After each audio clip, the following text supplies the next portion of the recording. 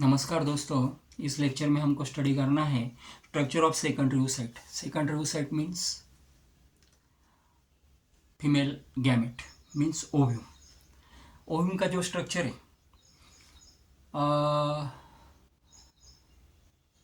वो हमको इस लेक्चर में स्टडी करना है। Unfertilised egg when ovulated means it is release from the ovary is actually secondary oocyte। जब वो ओवरी से रिलीज होता है तो उसको हम सेकेंडरी oocyte बोलते हैं। It is non cleidoic. Non cleidoic means without cell, उसको आउटर कवरिंग नहीं होता है, सेल नहीं होता है।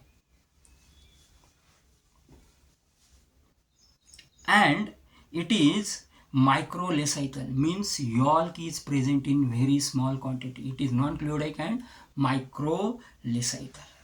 Now at the center a nucleus is present, means not exactly at the center, एक एक बाजू में, एकदम सेंटर में नहीं, लेकिन एक साइड में न्यूक्लियस प्रेजेंट होता है उसके। The nucleus is known as germinal vesicle. The nucleus is surrounded by cytoplasm. This cytoplasm is called as oogonia. Nucleus होता है, जर्मिनल वेसिकल बोलते हैं हम उसको। उसके आजू बाजू में साइटोप्लाज्म होता है, उस साइटोप्लाज्म को हम ओगोनिया बोलते हैं। And around the cytoplasm there is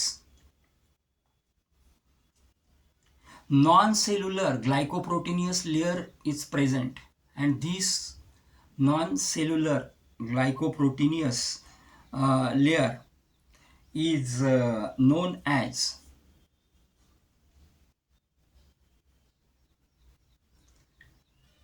zona pellucida. In between cytoplasm and zona pellucida there is space called as perivitelline space. Basically जो ओगोनिया की बॉर्डर है, साइटोप्लाज्म की जो बॉर्डर है, जिसको हम ओप्लाज्म भी बोलते हैं, ये जो साइटोप्लाज्म की जो बॉर्डर हुई, जिसको हम ओप्लाज्म भी बोलते हैं, ये इसको जो साइटोप्लाज्म है उसको ओप्लाज्म बोलते हैं। उसकी जो बॉर्डर होती है उसको हम व्हाइट लाइन मेम्ब्रेन भी बोलते हैं। व्हाइट लाइन मेम्ब्रेन क्या करता है? सीक्रेट करता है नॉन सेलुलर ग्लाइकोप्रोटीनियस लेयर, जिसको हम जोना पेलुसिडा बोलते हैं। In between white line membrane and zona pellucida there is space, and this space is called as perivitelline space. It consist polar bodies. उसमें जो स्पेस होती है उसको हम पेरी व्हाइट लाइन स्पेस बोलते हैं। उसको ही हम क्या बोलते हैं? वो पेरी व्हाइट लाइन स्पेस में पोलर बॉडीज प्रेजेंट होती है। देखो अभी तक हमने क्या देखा कि न्यूक्लियस है, न्यूक्लियस को हम जर्मिनल वेसिकल बोलते हैं। उसके सराउंड में क्या होता है? न्यूक्लियस के सराउंड में तो साइटोप्लाज्म होता है। साइटोप्लाज्म को हम ओप्लाज्म भी बोलते हैं।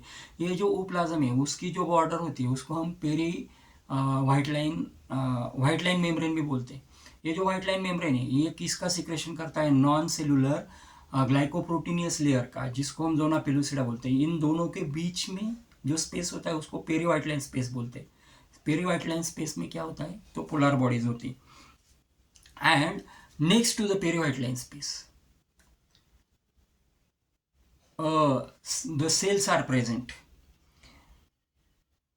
These cells are known as corona radiata.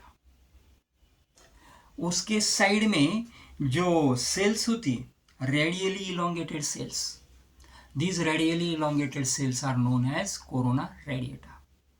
इस रेडियली इलोंगेटेड सेल्स को हम बोलते हैं corona radiata. In this way this is structure of the secondary oocyte means oogonia means एक सेल फीमेल गैमेट।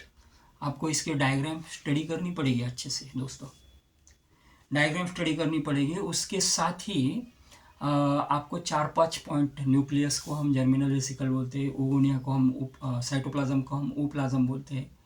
साइटोप्लाज्म की जो आउटर लेयर है उसको perivitelline space, peri white line membrane बोलते हैं। Peri white line membrane glycoproteinaceous layer का formation करता है, जिसको हम जोना पेलुसिडा बोलते हैं। दोनों के बीच में जो स्पेस है उसको पेरी व्हाइट लाइन स्पेस बोलते हैं, कि जहाँ पे पोलर बॉडीज होती है। और सबसे आउटर स्पेस में क्या होता है, तो इलोंगेटेड सेल्स होती है जिसको हम कोरोना रेडिएटा बोलते हैं।